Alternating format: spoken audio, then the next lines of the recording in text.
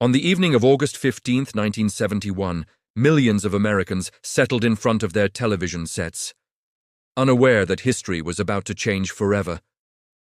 President Richard Nixon appeared on the screen and delivered an 18-minute speech that most citizens barely understood. Yet, what he announced would trigger the most subtle and sophisticated heist in human history. Without a single gun or robbery, Nixon took the world's gold away from its rightful owners, leaving them with nothing but paper money, and those bills would soon begin to lose value. To grasp the magnitude of what happened, imagine the global economy of the 1960s. At that time, every dollar in your wallet was backed by gold. Literally. You could walk into a bank with a $100 bill and exchange it for nearly 3 ounces of gold. The government couldn't just print money without restraint. Every dollar was tied to a fixed gold reserve, ensuring stability and trust. This system meant that savings retained real value across decades. A $1,000 saved in 1950 would be worth roughly the same in 1970. Inflation was minimal, and ordinary Americans could rely on the stability of their money. But restrictions like these frustrated politicians who desired the freedom to spend without limits. After World War II, at the 1944 Bretton Woods Conference, representatives from 44 countries established a new financial system.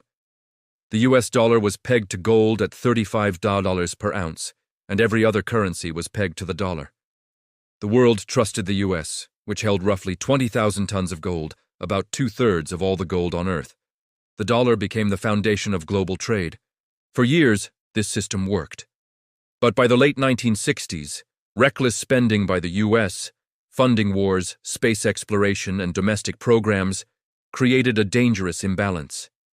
There were $80 billion in dollars circulating globally, but America held only $10 billion in gold reserves. The math was simple. If all dollar holders demanded gold at once, the US would go bankrupt. European nations noticed. France, led by President Charles de Gaulle, demanded gold instead of paper dollars and retrieved $150 million in gold from New York. Other countries followed suit. By 1971, the US faced a crisis. Gold reserves were rapidly depleting. Trust in the dollar was wavering, and the world economy teetered on the edge. Nixon had a choice: allow the dollar-gold system to collapse or act decisively at the expense of honesty. On the night of August 15, 1971, he made his decision. On live television, he announced, "I have directed Secretary Connolly to suspend temporarily the convertibility of the dollar into gold." The word temporarily would prove to be eternal. Behind closed doors, economists understood that America would never return to the gold standard. Overnight, the dollar became fiat money, currency backed by nothing but trust. The global reaction was immediate. France called it a monetary Pearl Harbor. Germany claimed the US had destroyed international trust.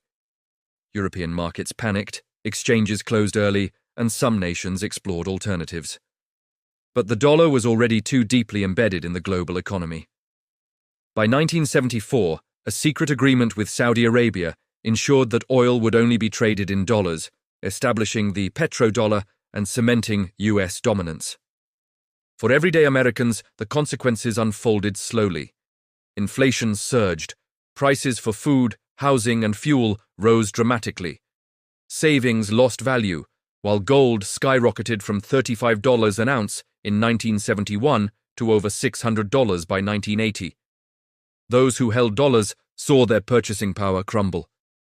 Those who held gold prospered. Meanwhile, the collapse of the gold standard created a new opportunity for the elite.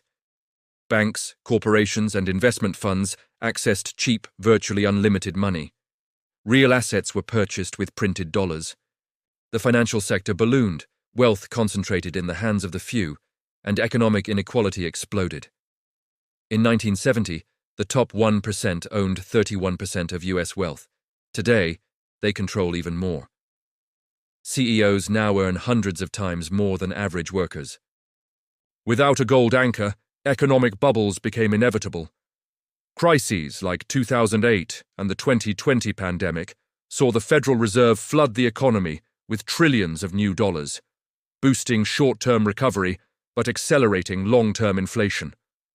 Developing countries, storing dollars as reserves, effectively subsidized US debt. The world's most sophisticated monetary theft became a continuous process. Some economists argue the gold standard was unsustainable. But Nixon's method, breaking trust, deceiving allies, and consolidating power, was an elegant theft that few ever noticed. He didn't rob banks or vaults. He stole the world's wealth invisibly, replacing stable money with paper, backed by nothing but faith. 53 years later, humanity still pays the price. The money you use today, the bills in your wallet, the digits on your bank account, they are part of a system designed not to preserve wealth, but to grant immense power to those who control the printing press. August 15, 1971, marks the night the world's gold was quietly stolen, and a new era of money began.